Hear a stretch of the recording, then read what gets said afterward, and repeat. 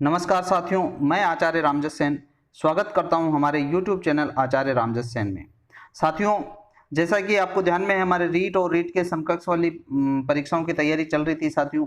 और इसी के साथ जो हमारा संस्कृत शिक्षण चल रहा था, संस्कृत शिक्षण की विधियां चल रही थी उस संस्कृत शिक्षण में, वो सेकंड ग्रेड के लिए भी उपयोगी। अगर आप संस्कृत से सेकंड ग्रेड की तैयारी कर रहे हैं तो आपके लिए ये वीडियो भी उपयोगी है साथियों। हम पद्य शिक्षण की विधियां पढ़ रहे थे और संस्कृत शिक्षण के अंतर्गत पिछले हमारे 17 वीडियो पूर्ण हो चुके थे साथियों। आज के इस 18वें वीडियो में मैं आप सभी का हार्दिक स्वागत करता हूं साथियों। हमारे जो पिछला जो 17वां वीडियो था, उस 17वें वीडियो के अंतर्गत हम पद्य शिक्षण की विधियों में से खंडान्वय और दंडान्वय विधि को हम देख चुके थे साथियों। आज जो पद्य शिक्षण की विधियों के अंतर्गत जो 18वीं कक्षा है, इस 18वीं कक्षा के अंतर्गत 4 विधियों के बारे में हम देखेंगे साथियों। वो है भाष्य विधि, दूसरी तुलना विधि और समीक्षा विधि और टीका विधि। इनके बारे में हम देखने वाले हैं साथियों। मैं अपने मैटर की शुरुआत करूं उससे पहले आपसे आग्रह करता हूं कि अभी तक आपने अगर हमारे YouTube चैनल आचार्य रामजस सेन को सब्सक्राइब नहीं किया है तो नीचे दिए गए लाल बटन को दबा करके आप हमारे चैनल को सब्सक्राइब करें साथियों। और उसी लाल बटन के पास में एक बेल आइकन आएगा साथियों, वो बेल आइकन जरूर दबाएं साथियों, अर्थात घंटी का बटन होगा, उस घंटी के बटन को जरूर दबाएं साथियों, ताकि आने वाला हर वीडियो का नोटिफिकेशन आपको तुरंत प्राप्त होता रहे साथियों। तो आइए चलते हैं, हम अपने विषय वस्तु की ओर प्रस्थान करते हैं साथियों।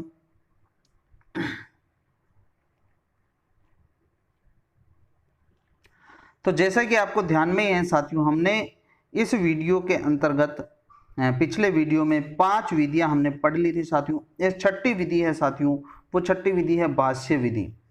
भाष्य विधि किसे कहते हैं साथियों?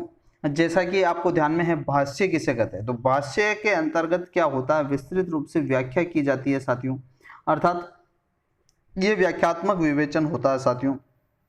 इस विधि का जो दूसरा उपनाम है वो उपनाम है साथियों व्यास विधि, अर्थात भाष्य विधि को ही क्या कहा जाता है, व्यास विधि के रूप में कहा जाता है। क्यों कहा जाता है? क्योंकि साथियों इस भाष्य विधि के अंतर्गत शिक्षक कथावाचक की भूमिका में रहता है। इसी कारण इस विधि को किस नाम से जाना जाता है? व्यास विधि के नाम से भी जाना जाता है। तो पहला तथ्य ये आप अपनी नोटबुक में लिख लीजिए साथियों कि भाष्य विधि का उपनाम है व्यास विधि। चलिए अब हम आगे चलते हैं। आगे क्या हो रहा है साथियों, आगे देखिए। इसका उपनाम हमने देख ही लिया साथियों। अब इसके अंतर्गत क्या होता है साथियों, तो देखिए आप इस विधि के अंतर्गत यानी शिक्षक कैसे प्रयोग करेगा या इस विधि में क्या क्या किया जाता है साथियों, इसकी बात हम कर लेते हैं। तो इस विधि में शिक्षक कथावाचक के समान, अर्थात किसकी भूमिका में रहेगा? वो कथावाचक की भूमिका में, यानी शिक्षक कथावाचक के समान अनेक दृष्टांतों का आश्रय लेता है, यानी अनेक उदाहरणों का सहारा लेकर के श्लोक को क्या करता है, स्पष्ट करता है। यानी श्लोक, किसी भी श्लोक को पढ़ाते समय शिक्षक किस प्रकार स्पष्ट करेगा, तो ये आपको ध्यान में आ ही गया होगा साथियों कि इस विधि के अंतर्गत शिक्षक क्या करता है, कथावाचक के समान बन करके वहां अनेक दृष्टांतों का आश्रय लेकर के श्लोक को क्या करता है, स्पष्ट करता है। इसके पश्चात इस विधि में प्रत्येक पद को भाषा एवं भाव की दृष्टि से परखना होता है। यानी प्रत्येक पद को, किसको? श्लोक के प्रत्येक पद को भाषा की दृष्टि से और भाव की दृष्टि से परखना होता है। किन किन की दृष्टि से परखना होता है? एक तो भाषा की दृष्टि से परखना होता है, एक भाव की दृष्टि से परखना होता है साथियों। अब भाषा की दृष्टि से कैसे परखना होगा और भाव की दृष्टि से कैसे परखना होगा, इसको भी हम देख लेते हैं साथियों। तो आइए देखते हैं इसके अंतर्गत कि किस प्रकार हम भाषा और भाव की दृष्टि से हम इनको समझेंगे साथियों। तो बात करते हैं हम साथियों। अब जैसे हम भाषा की दृष्टि से कैसे परखेंगे उसमें, तो भाषा की दृष्टि में उस पद का माधुर्य, अर्थ दोष, वाक्य विन्यास पर पड़े प्रभाव आदि की ओर संकेत करता है शिक्षक। अर्थात उसके माधुर्य को देखेगा, अर्थ दोष को देखेगा, वाक्य विन्यास को देखेगा और इनके पड़े प्रभावों को देखेगा। इसके अलावा शब्द शक्ति के बारे में भी बताएगा साथियों कि इसमें कौन सी शब्द शक्ति है, इस श्लोक में कौन सा छंद है, कौन सा इसमें अलंकार है, कौन सा ओज, प्रसाद, माधुर्य आदि गुण है साथियों। इन सभी चीजों का शिक्षक छात्रों को ज्ञान करवाता है साथियों। अब देखते हैं भाव की दृष्टि से क्या है साथियों। तो भाव की दृष्टि से भी हम देख लेते हैं। भाव की दृष्टि के अंतर्गत अनेक उदाहरण बताएगा शिक्षक, उससे संबंधित अनेक दृष्टांतों का सहारा लेगा साथियों और उनका सहारा लेकर के विषय को क्या करता है, वो स्पष्ट करता है। अर्थात इस विधि के अंतर्गत भाषा एवं भाव की दृष्टि से पदों को परखना होता है, और कैसे परखना होता है ये सारी मैंने आपको यहाँ बता दी साथियों। अब इसके अंतर्गत बात करते हैं साथियों, तो इसके अंतर्गत शिक्षक और छात्र कैसे रहते हैं, तो साथियों इसके अंतर्गत केवल शिक्षक ही सक्रिय रहता है, छात्र निष्क्रिय रहते हैं साथियों। अतः यह विधि अमनोवैज्ञानिक मानी जाएगी। साथियों जिस विधि के अंतर्गत छात्र रुचि लेते हैं, छात्र सक्रिय रहते हैं, वह विधि रोचक, आकर्षक और मनोवैज्ञानिक होती है साथियों। तो यहाँ शिक्षक ही सक्रिय रहते हैं, केवल छात्र तो क्या रहते हैं, निष्क्रिय रहते हैं। अतः यह विधि क्या हो जाएगी, अमनोवैज्ञानिक हो जाएगी। आइए हम आगे चलते हैं साथियों। अगली विधि जो हमारी है साथियों, तुलना विधि। साथियों जो ऊपर भाष्य विधि अथवा व्यास विधि हम देख रहे हैं, ये आपको अच्छे तरीके से समझ में आई गई होगी। 7वें नंबर की जो हमारी विधि है साथियों, वो 7वें नंबर की विधि है तुलना विधि। अपनी नोटबुक में लिख लीजिए तुलना विधि। अब तुलना विधि, अगर आपको लगता है कि मैं थोड़ा फास्ट बोल रहा हूं, तो वीडियो को पुश कर करके आप इस मैटर को लिख सकते हैं साथियों, और आप खुद अपने नोट्स बनाइए ताकि आपको ये चीजें याद रहे।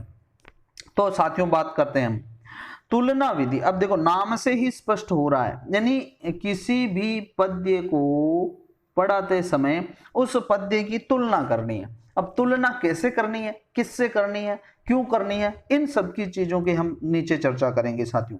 तो तुलना विधि में क्या होता है, सबसे पहले तो आप नाम अपने दिमाग में फिट कर लीजिए साथियों, तुलना विधि। अब तुलना विधि की बात करते हैं। अब पहला इसका तथ्य है साथियों कि इस विधि में शिक्षक किसी श्लोक को पढ़ाते समय, यानी किसी भी पद्य अथवा श्लोक को पढ़ाते समय उसी के समान भाव वाला, उसी के समान भाव वाला, कौन सा साथियों, समान भाव वाला, ये समान भाव यानी जो श्लोक भाव बता रहा है पढ़ाते समय, उसी श्लोक के समान भाव वाले श्लोक से तुलना करते हुए पढ़ाता है साथियों। यानी माना कि श्लोक ऋतु के बारे में है, ऋतुओं के बारे में है, किसी कवि ने ऋतुओं के बारे में बताया, तो दूसरा श्लोक भी जो बताया जाएगा वो ऋतुओं के बारे में ही बताया जाएगा। अब आगे क्या है साथियों कि इस विधि में शिक्षक को अधिक श्रम करना पड़ता है, यानी इस विधि के अंतर्गत शिक्षक को ज्यादा श्रम करना होता है, यानी उसके समान भाव वाले पद्य को लाना, चुनना, तो ये ज्यादा श्रम वाला विषय है साथियों। इसमें जो छात्रों की विषय वस्तु के प्रति क्या बढ़ जाती है, रुचि बढ़ जाती है, क्योंकि समान भाव वाला जब वो श्लोक पढ़ेंगे साथियों तो उनको वो भाव समझ में आने लगेंगे, तो विषय के प्रति क्या बढ़ जाती है, रुचि बढ़ जाती है, तथा प्रस्तुत श्लोक के अर्थ को क्या कर लेते हैं, वो हृदयंगम कर लेते हैं साथियों। और हृदयंगम करने में क्या रहती है, इस विधि से सुविधा रहती है साथियों। अब साथियों यहां मैंने आपको बताया कि तुलना की जाती है, तो तुलना अनेक प्रकार से की जाती है। इस विधि में किसी भी श्लोक की तुलना अनेक प्रकार से की जा सकती है। तो अनेक प्रकार से कैसे की जा सकती है इसके बारे में हम देख रहे हैं, तुलना कैसे कैसे की जा सकती है। तो साथियों ये तो आपने लिख ही लिया होगा। अब हम आगे बात करते हैं साथियों,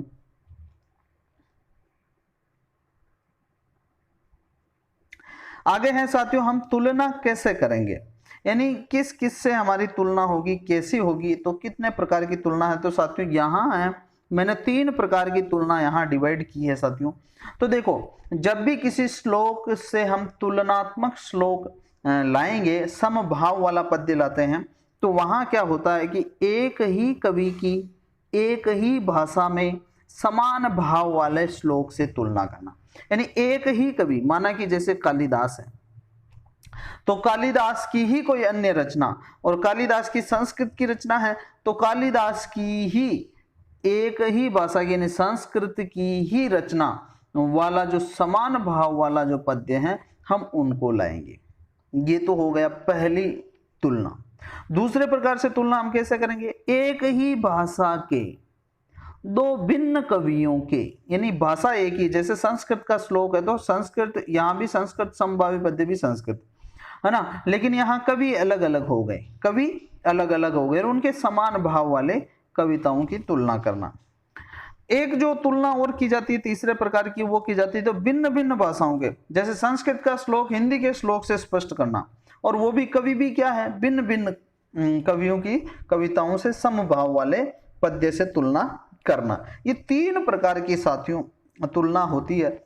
तो इस प्रकार तीनों प्रकार से हम तुलना कर सकते हैं साथियों। अब मैं आपको ये बताता हूं कि कैसे तुलना करनी, तो मैं एक उदाहरण दे के आपको समझा देता हूं। तो उदाहरण भी देख लीजिए साथियों, यहां तक आपको स्पष्ट हो गया होगा, आपने लिख भी लिया होगा, नहीं लिखा है तो आप स्क्रीनशॉट भी इसका ले सकते हैं साथियों। तो आइए हम आगे चलते हैं। आगे हैं साथियों, जैसे मैं आपको यहां उदाहरण देके बता देता हूं। देखो, जैसे एक श्लोक है हमारे संस्कृत का, परोपकाराय फलंति वृक्षा, परोपकाराय वहन्ति नद्ये, परोपकाराय दुहन्ति गावः, परोपकारार्थमिदं शरीरम।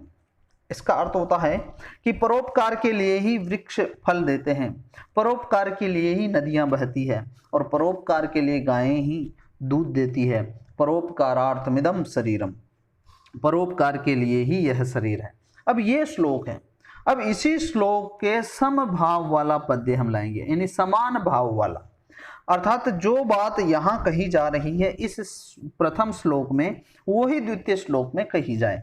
तो अब देखो, हम यहां तुलना कर रहे हैं संस्कृत से भिन्न भाषा में, यानी हिंदी भाषा का हम समभावी पद्य ला रहे हैं। वो है वृक्ष कबहु न फल बके, नदी न संचय नीर, परमारथ के कारणे साधु न धरा शरीर। अब देखो, वृक्ष कभी अपना फल नहीं खाता है, नदी कभी अपना नीर को संचित नहीं करती है, अर्थात नहीं पीती है। परमारथ के कारणे, यानी परमार्थ के कारण साधु न धरा शरीर, सज्जन लोग अपने शरीर को धारण करते हैं। अब दोनों ही समान भाव वाले पद्य हो, हमने यहाँ तुलना कर दी साथियों। ये तुलना विधि है साथियों। इसके अलावा एक और उदाहरण देता हूं साथियों मैं आपको। तो अगला उदाहरण देख लेते हैं। अगला उदाहरण है साथियों ये,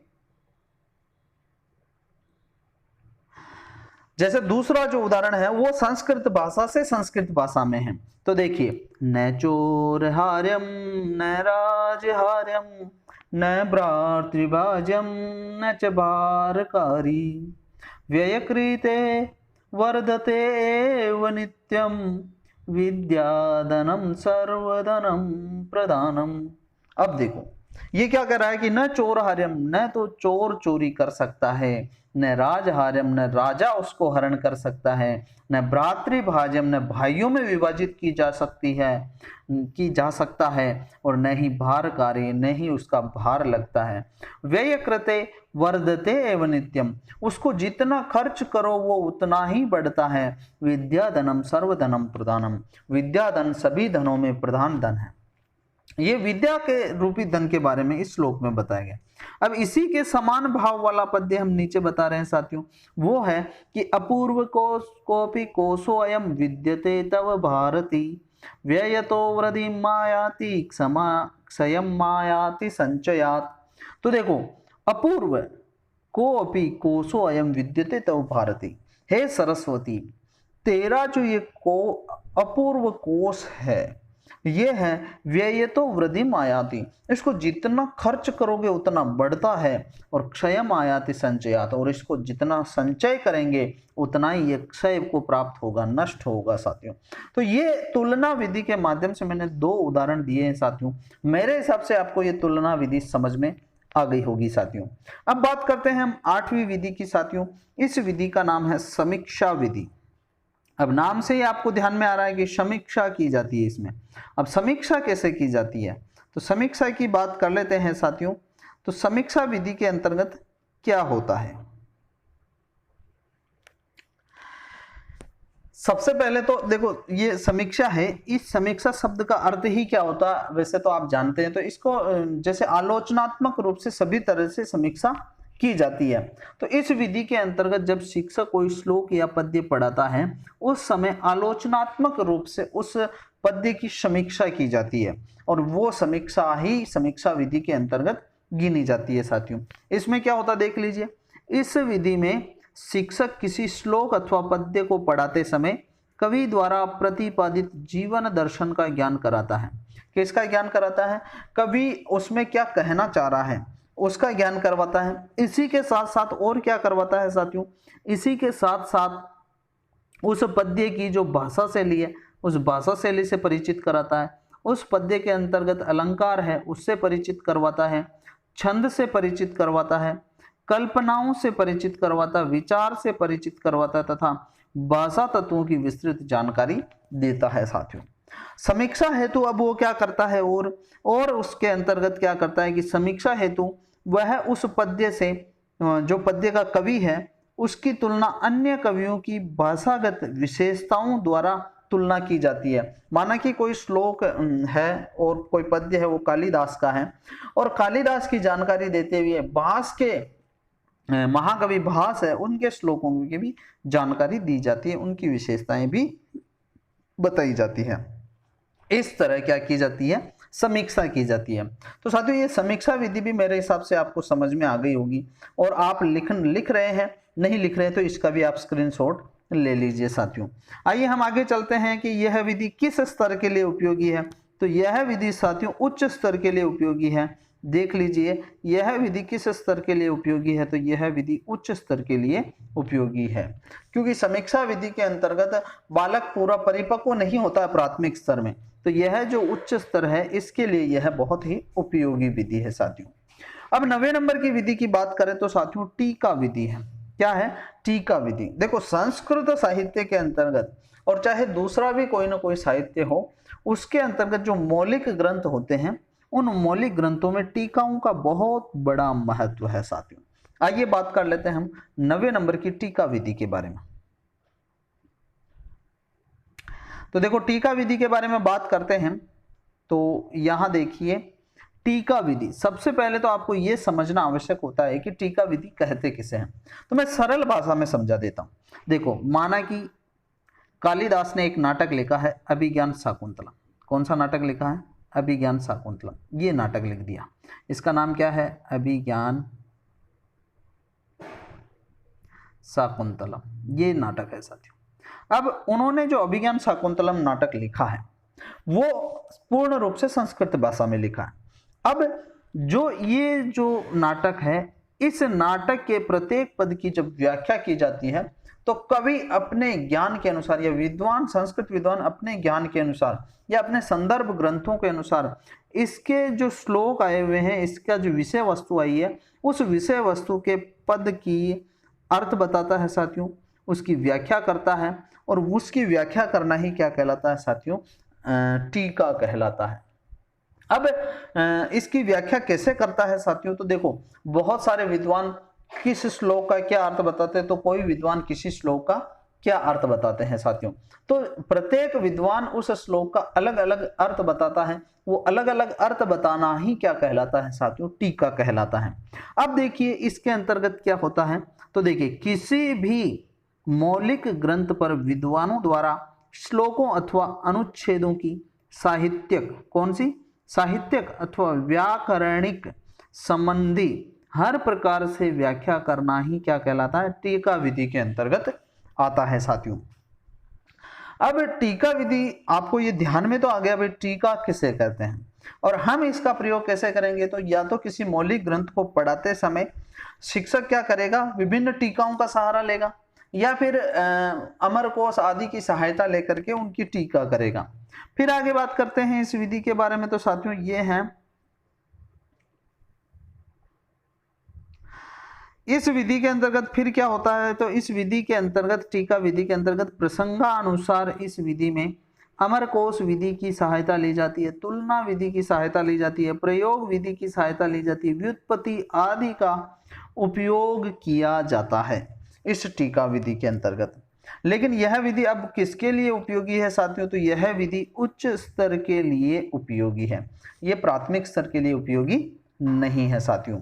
तो साथियों मुझे विश्वास है कि यह वीडियो आपको जरूर पसंद आया होगा और आपको भी लगता है कि यह वीडियो अगर आपके लिए और आपके मित्रों के लिए बहुत अच्छा बना है और आपके लिए और आपके मित्रों के लिए उपयोगी है, तो एक बार इसको अपने सभी मित्रों को शेयर जरूर करें साथियों। और इसी के साथ अभी तक भी आपने हमारा YouTube चैनल सब्सक्राइब नहीं किया तो नीचे दिए गए लाल बटन पर जाकर के आप हमारे चैनल को सब्सक्राइब करें तथा बेल आइकन दबाना नहीं भूलें साथियों, ताकि बेल आइकन नहीं दबाओगे तो फिर आपको नोटिफिकेशन कैसे प्राप्त होंगे। और यहाँ तक वीडियो को देखने के लिए आप सभी का बहुत बहुत धन्यवाद। इसी आशा एवं विश्वास के साथ अगले वीडियो तक आपसे विदा लेता हूं, आपका आचार्य रामजस सेन।